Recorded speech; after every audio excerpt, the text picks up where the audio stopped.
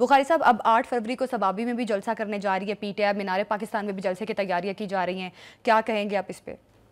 دیکھیے اس سے پہلے کہ میں اس پہ آؤں، ایک بات رہ گئی تھی جو پچھلے پروگرام میں سیگمنٹ میں ہم نے نہیں کی، وہ یہ تھی کہ دیکھیے کرپشن کی بات چیت تو کے پی کے حوالے سے ہو ہی رہی تھی، لیکن جو گفتگو عمران خان اور اپنے گنڈا پور کے درمیان ہوئی ہے اس میں کنفیشن ہے اچھا کہ وہاں واقعتاً کرپشن ہو رہی ہے۔ اچھا، نہ صرف یہ کہ بانی پی ٹی آئی نے گنڈا پور سے کہا ہے کہ کرپشن ختم کریں، گنڈا پور صاحب نے اس کے بعد جا کے وہاں جو کرپشن کا ہیڈ ہے اینٹی کرپشن کا اس کو کہا ہے کہ بھائی ختم کریں یہاں corruption. That means the most two important people of those, ایک پارٹی کا اور دوسرا اس پروونس کا، وہ دونوں ایکسیپٹ کر رہے ہیں کہ کرپشن وہاں ہے۔ ہاں یہ میرے خیال سے اس سے بڑی کوئی بات نہیں ہو سکتی۔ مجھے افسوس اس بات کا ہے کہ یہ وہی صوبہ ہے نا جس کو بانی پی ٹی آئی ماڈل صوبہ قرار دیتے تھے اور یہ کہا جاتا تھا کہ وہاں نیا پاکستان تشکیل پا گیا ہے۔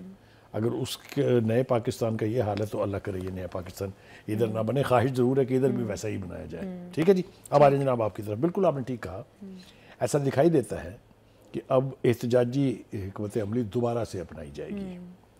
دیکھیے جب سے حکومت گئی ہے پی ٹی آئی نے کوئی اور کام کیا ہے یا نہیں کیا ہے، انہوں نے احتجاج کا ہر حربہ استعمال کیا، حتیٰ کہ اس نہج کو پہنچ گئے کہ وہ کچھ بھی کیا جو پاکستان کی 75 سالہ تاریخ میں کبھی نہیں ہوا۔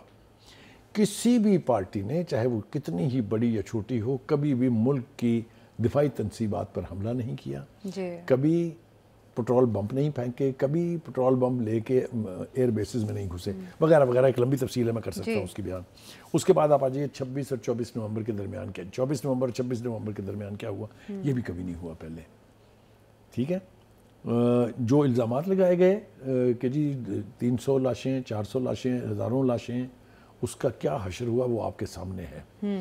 ابھی تک بھی وہ 13 بندوں کی بھی مکمل تفصیل جو ہے وہ نہیں دے سکے ہیں۔ دعوے بہت کرتے ہیں، دعوے تو کھوسا صاحب نے کہا جب یہ کہ جی 278 لوگوں کی شہادت کنفرم ہے اور ان کے لیے چیف منسٹر نے 1-1 کروڑ روپے کی اناؤنسمنٹ بھی کر دی ہے ریلیف کی، وہ کدھر ہیں وہ کھوسا صاحب؟ ان سے پوچھنا چاہیے ان کے گریبان میں ہاتھ ڈال کے کہ بھائی صاحب ایک ذمہ دار آدمی ہیں آپ، ایک لائر ہیں جس کو اپنے ایک لفظ کا پتہ ہوتا ہے کہ اس کی کیا انٹرپریٹیشن ہوگی، کیسے آپ نے اتنے بڑے پاگل پن کا بیان جاری کر دیا؟ ٹھیک، اچھا بخاری صاحب پی ٹی آئی تو اب اپنے آگے متبادل راستے تلاش کر رہی ہے، اب مینار پاکستان والا جلسہ، اب کیا لگ رہا ہے آپ کو، کیا حکومت اجازت دے گی مینار پاکستان ان کو جلسہ کرنے کی؟ مجھے نہیں لگتا، آثار ایسے دکھائی نہیں دیتے ہیں کہ ان کو اجازت ملے گی۔ اچھا، انتظامیہ جو ہے خاص طور سے صوبائی انتظامیہ وہ ان سے کہے گی کہ یہاں کی بجائے فلاں جگہ جلسہ کر لیں، جس طرح پہلے ہو چکا ہے، آپ کو یاد ہے پہلے بھی وہ یہیں کرنا چاہتے تھے نا، پھر جا کے کہاں ہوا تھا، یہ چھانگا مانگا کے پاس کر کے کہیں، کانے کے پاس کر کے۔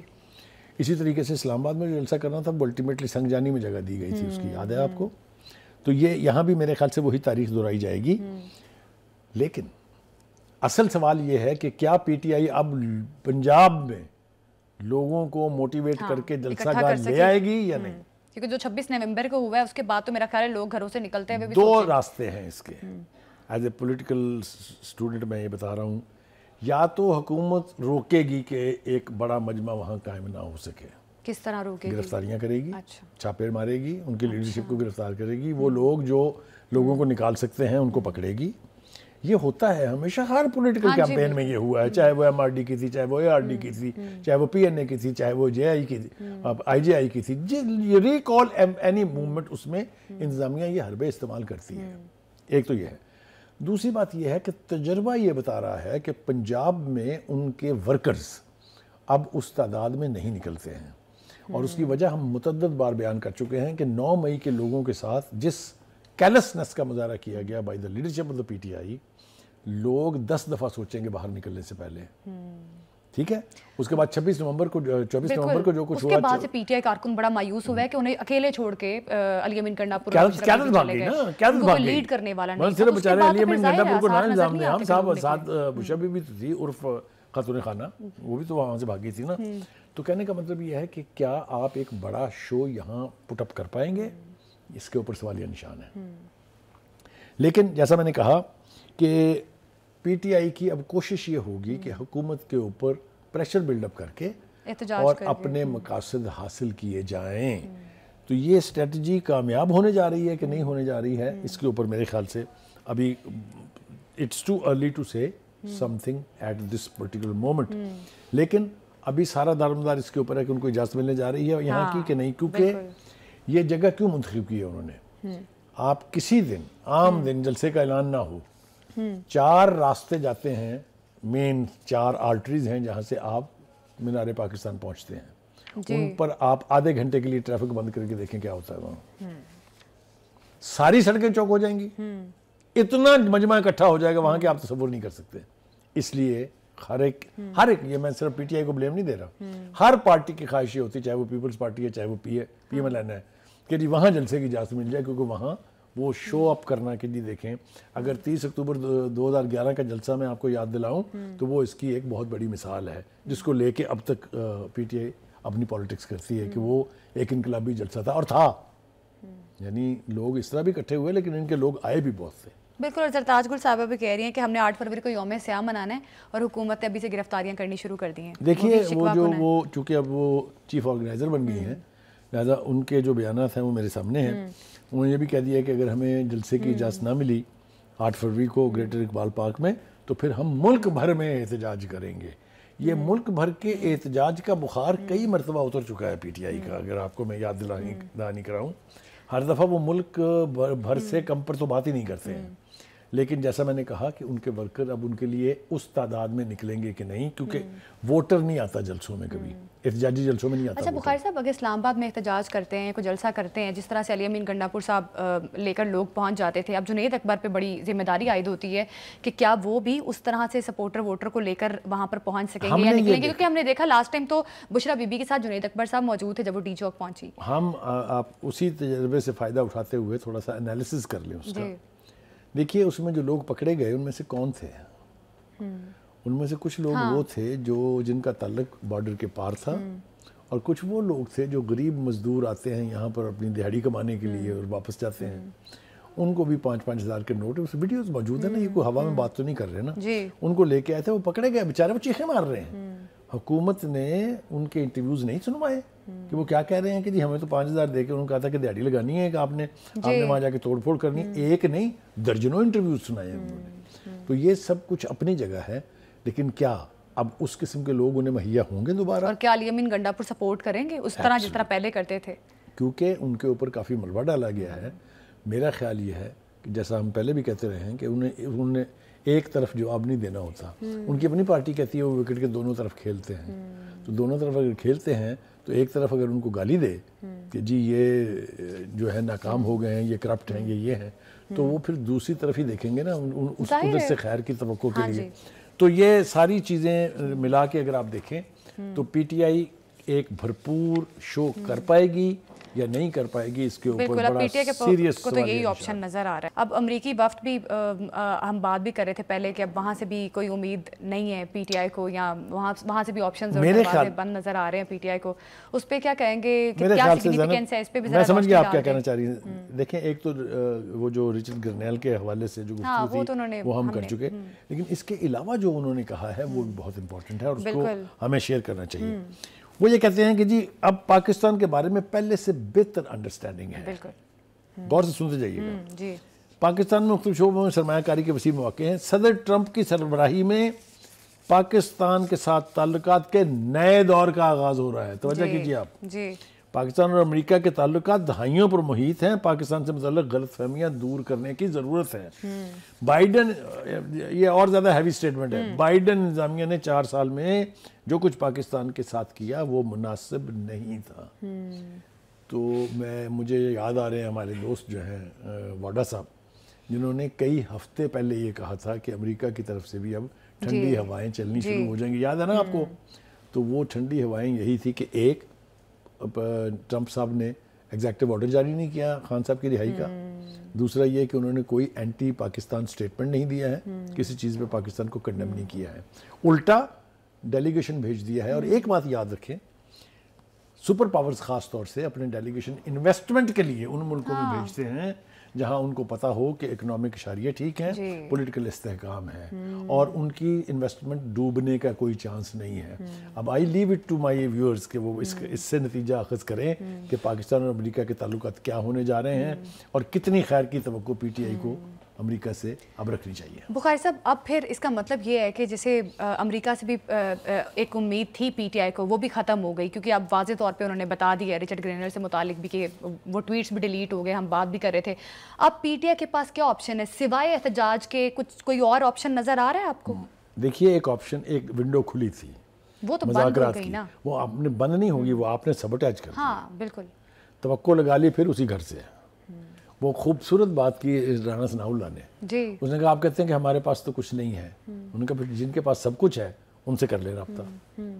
اور وہ جو رابطے والے ہیں وہ کہتے ہیں نا thank you very much, good knowing you, آپ نے ہمارے ساتھ آلریڈی جو کچھ کر چکی ہے. گورنمنٹ نے تو کل یہ بھی کہا کہ ہمارے پاس تو کچھ تھا دینے کو، ہم تو کچھ دینے آئے تھے، تو کیا تھا ان کے پاس؟ دیکھیے میں نے کہا نا کہ پولیٹیکل نیگوسیشنز کا نتیجہ ہمیشہ اپوزیشن اور حکومت کے بیچ ہی نکلتا ہے.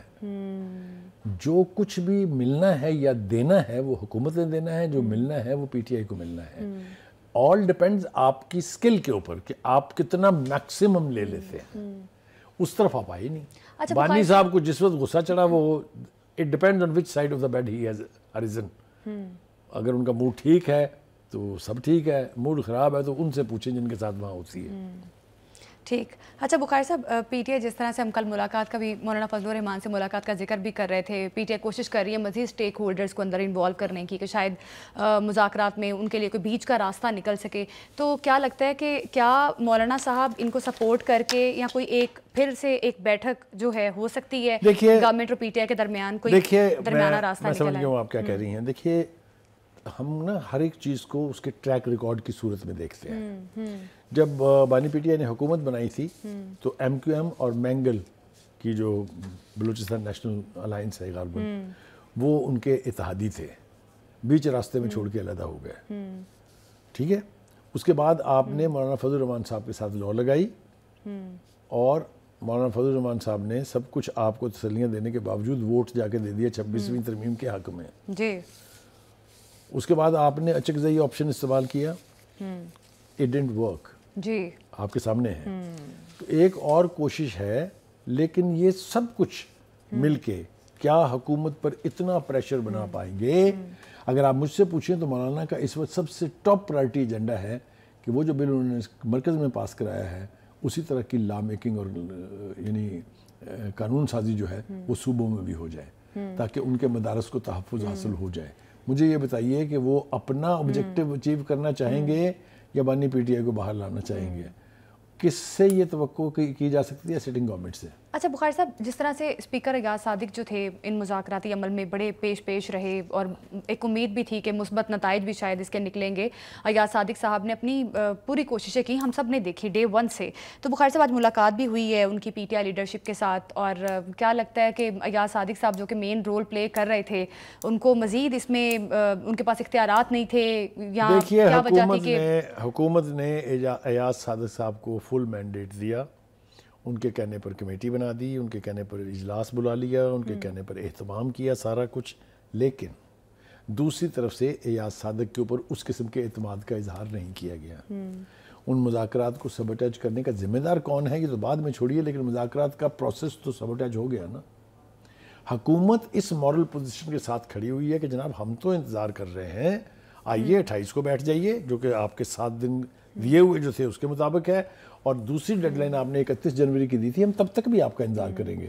میرا خیال یہ ہے کہ پی ٹی آئی لیڈرشپ کے لیے ضروری یہ ہے کہ وہ اس پیشکش سے فائدہ اٹھا لیں، واپس آ جائیں مذاکرات کی ٹیبل کے اوپر، وہیں سے کچھ نہ کچھ نتیجہ جو ہے وہ نکلے گا. اچھا بخاری صاحب، اب پی ٹی آئی کی ساری دارمدار جو ہے وہ اپنے جلسے پہ فوکسڈ ہے کہ ہم نے جلسہ کرنا ہے. اب اگر لاہور میں جو پی ٹی آئی جلسہ کرنے جا رہی ہے، جو ارادہ کیا ہے انہوں نے، آپ کو کیا لگ رہا ہے کہ اگر جلسہ کامیاب ہو جائے گا؟ کیونکہ پی ٹی آئی کے اکارڈنگلی ان کا جو 24 نومبر والا جلسہ تھا وہ بھی کامیاب تھا، ان کے مطابق انہوں نے بہت بڑا کراؤڈ پول کر لیا تھا. اگر بشرا بی بی یا پی ٹی آئی کی لیڈرشپ اس کراؤڈ کو چھوڑ کے نہ جاتی، تو اگر یہ لاہور والا جلسہ کامیاب ہو جاتا ہے تو کیا لگتا ہے پولیٹیکل کیا امپیکٹ آئے گا پھر؟ دیکھیے پہلی بات تو یہ کہ میں نے آپ سے کہا کہ حکومت کی پوری کوشش ہوگی کہ جلسہ کامیاب نہ ہو.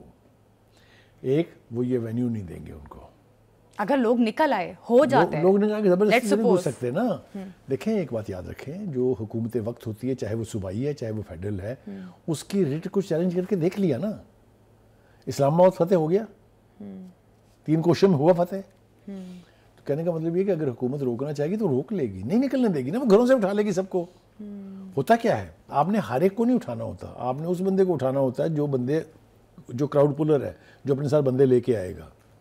20-25 بندے اٹھ جائیں تو چھٹی ہو گئی سارے اس کی. اینی وے, میں کہتا ہوں فرض کیجئے کہ آپ جلسے کی اجازت آپ کو مل جاتی ہے. اچھا بخاری صاحب, ڈی چوک سے تو منع کیا ہوا تھا نا کہ نہیں وہاں آپ کر سکتے جلسہ, تو یہ بھی ایک وجہ تھی. اب اگر فار ایگزامپل نہیں دیتے مینار پاکستان ان کو جگہ, کوئی اور جگہ دے دیتے ہیں اور لوگ وہاں پہ پہنچ جاتے ہیں اور بڑا کراؤڈ پول کر لیتی ہے پی ٹی آئی, تو پھر پی ٹی آئی کے لیے شاید کوئی کیا گورنمنٹ کے اوپر پریشر کریٹ ہوگا, کوئی راستہ نکلے گا پی ٹی آئی کے لیے؟ جتنا سائز آپ نے جلسے کا بتایا ہے, اگر اتنا ہو گیا تو یقینی طور پہ پریشر تو بلڈ اپ ہوگا, کوئی دو رائے نہیں ہے اس کے بارے میں. لیکن کیا یہ ہونے جا رہا ہے یا کیا یہ ہونے دیا جائے گا, اس کے اوپر سارے سوالیہ نشان ہیں. دیکھیے بہت ساری باتیں میں یہاں اس کے جواز کے طور پہ پیش کر سکتا ہوں. کتنی مخالفت ہوئی ہے اس اسپیکر لاء کی, گراس روٹ لیول پہ دستخط کر دیے, تو پھر آپ کو سمجھ نہیں آئی اسٹیٹ کیا ہوتی ہے. بالکل میرے خیال سے یہاں ہم اس کو سمیٹنے کی کوشش کرتے ہیں کہ ڈیپینڈ کرتا ہے کتنا بڑا شو کرتے ہیں وہ, اور اس کو کتنی دیر تک جاری رکھ سکتے ہیں. بالکل ایک جلسہ کر کے چپ کر کے بیٹھنے سے کچھ نہیں ہوگا. اب آپ نے 2 جلسے اناؤنس کر دیے ہیں ایک ہی تاریخ کو, 8 فروری یہاں ہے, 8 فروری آپ کا ثوابی ہے. بالکل یہ 2 جگہ آپ اتنا بھرپور کراؤڈ مینج کر سکیں گے یا نہیں, یہ دیکھنا باقی ہے.